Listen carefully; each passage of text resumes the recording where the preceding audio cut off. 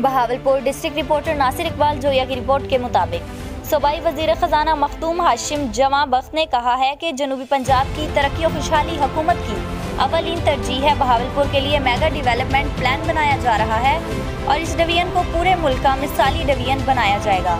इन ख्यालात का इजहार उन्होंने chamber of commerce and industries Bahawalpur में मुनक्किद तकरीब से खिताब करते हुए किया। तकरीब से खिताब करते हुए कमिश्नर बहावलपुर कैप्टन मोहम्मद जफर इकबाल ने कहा है कि हुकूमत ने 8 स्पेशल इकनॉमिक जोन कायम किए हैं, जिसके तहत बहावलपुर में 4.5 अरब रुपए लागत से इंडस्ट्रियल एस्टेट का कयाम अमल में लाया जा रहा है।